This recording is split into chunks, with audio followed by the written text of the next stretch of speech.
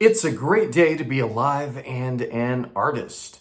My name is Matt with the Hat, and today in our audition series, we're going to talk about how do I choose material for my monologue. Every single actor who has ever been in a show and had to audition with a monologue has asked this very fundamental question. How do I pick a monologue that's right for me? So the first thing I'm going to do is for our beginners, all right? And I want to just say, don't pick a monologue from a book. This seems like a very basic thing to a lot of people, but those monologue books are there to help you find something quick, help you get a good grade, something like that. But what you really want to do is you want to find a monologue that you connect with on a very personal level, something that reflects your personality, your essence, as it were, and what you would bring uniquely to the table, okay? And there are millions of roles that fit you, okay? There are some that fit you better, some that fit worse, and the best way to find them is to read some plays, right? Read plays and find some stuff that really sinks into something that you understand. Okay, so you read some plays. How do you read the right plays? Well, one thing that might be a good idea is if you've got an acting teacher or a theater teacher at school or something like that, ask them if there are some shows you might read that might be good for you to find a monologue from. Most theater teachers know you very well, and they'll have ideas on what you need to work on, but also what may help you thrive, what may help you get that part. So rule number one is don't get it out of the monologue book. I want to put an asterisk there and say if you are a middle school student and you're just starting out or below that even, get one from a monologue book. It'll be fine, okay? If you're college and up, obviously you're not going to do that. You're going to go very in depth into your script. So this first rule is a little bit more towards your beginning high schoolers, right? Rule number two in finding a monologue. Let's think about what we're appropriate for. And I'm not even talking about what am I physically appropriate for. I'm talking about who am I as a character appropriate for. I remember early on when I was acting, early I say, I remember that a lot of the characters at the time were bossy. And they were very much in charge. They commanded the stage.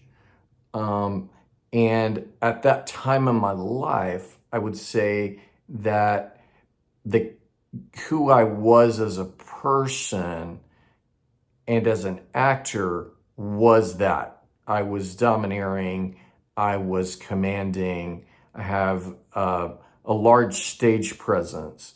And so I was there for impact roles a lot of the time.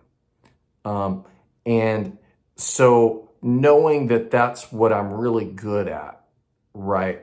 That at that time was a way to pick my monologues. Now, obviously I stretched and obviously I changed my different things to challenge myself. But knowing what your essence is, right? At the time, and this was in high school, I thought that I was, the Romeo. I was the lead ingenue or whatever. And that's not ever been me. I've been able to play leads and I've been able to do things like that. But they're usually very in-depth characters that aren't about love for some reason, at least early on, right? Um, and so what you're trying to look for in your piece is you're trying to look for a piece that really connects with you, something that you understand in a way that no one else understands, something that when you read it, you don't just hear the tonation. I've talked a little bit about that. We don't want to just speak the lines the way they're supposed to be spoken, like you're watching Disney Channel or Nickelodeon. Rather, what you're trying to do is you're trying to find that monologue that you go, I get that. Something in this resonates with me, and I can play this role, and I can play it well, right? And so that would be something that it's an intangible, is what it is. But when you find the right monologue, when you find the right script, it clicks within you. There's a knowledge that doesn't come from here, but comes from your heart, where you go, yeah, I understand that part, right? So that's one of the things that you want to look at in choosing your monologue.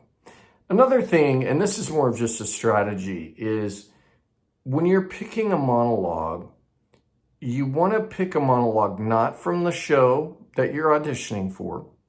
So if you have a classic monologue that you have to perform and you're auditioning for Hamlet, To Be or Not to Be is not your best choice, right? Finding a classic monologue that everyone else is not going to do is great. If you're choosing Shakespeare, for example, I always recommend find something from one of the lesser known works, maybe that even the director doesn't really know that story very well, okay? And use those. But here's the catch, right? You want to have a monologue that hints towards the role that you want, right? So, for example, if you are auditioning for Hamlet, okay, and I hope many of you get the chance to play Hamlet. It's such a fun role. If you're auditioning for the role of Hamlet, you're looking for maybe something from Pericles, maybe something from Titus Andronicus, maybe something from many of Shakespeare's plays where the age is right for the character and the weight of what the character is going on emotionally is similar. And it's hinting towards that part. Yeah, it's hinting towards it without just overtly saying, I want this part. Because the director may see you, let's say right now you see yourself as playing Horatio, the director may see you as having the versatility to play Hamlet.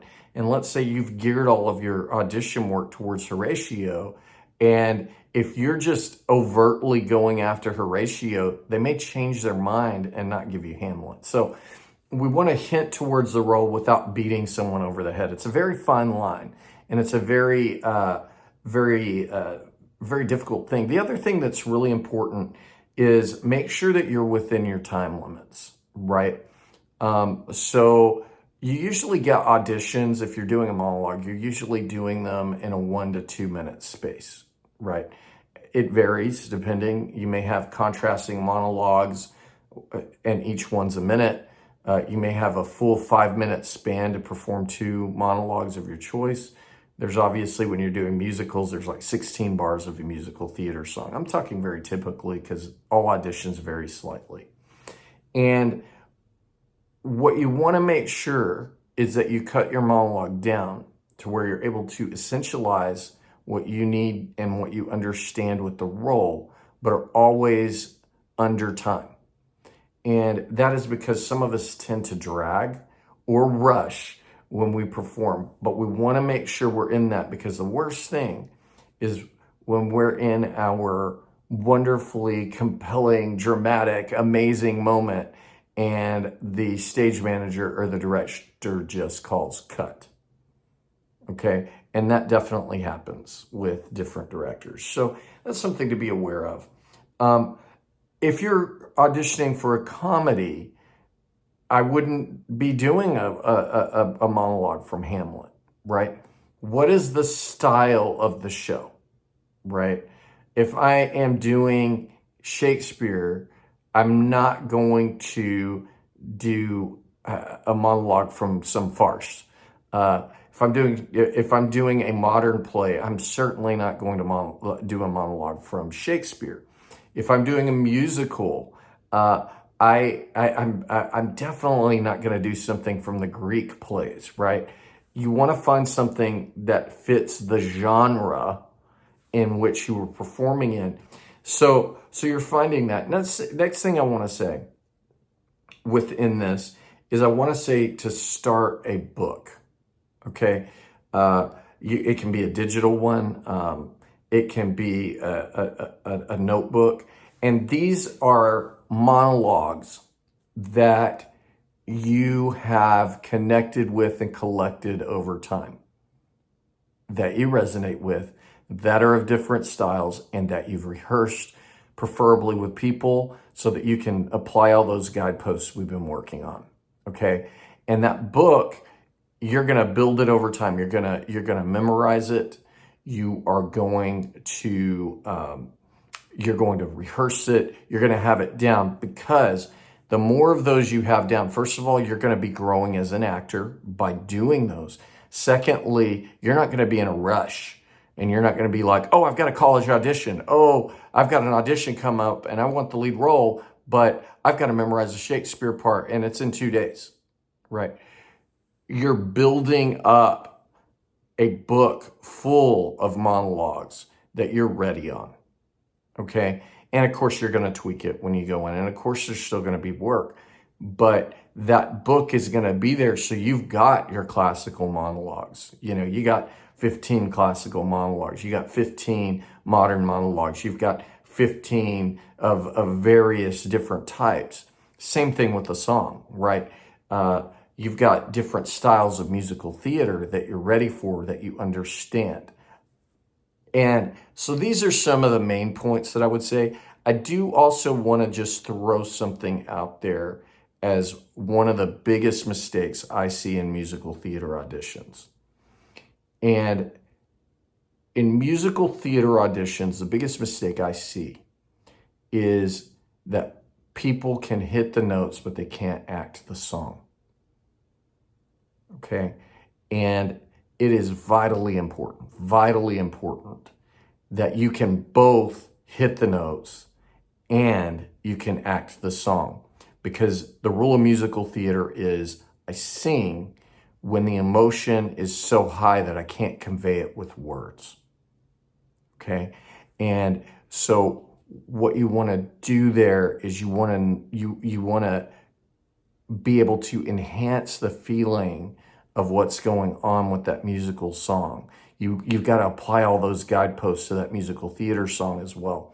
So when you're picking that song, is just like picking a monologue, right? When you're acting a song, you're acting it through, you can even practice it as a monologue with someone, so that when you sing it, then it's communicated as some truth.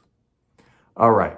I hope that this helps you. You are amazing. I love you. Keep making art and have a beautiful day.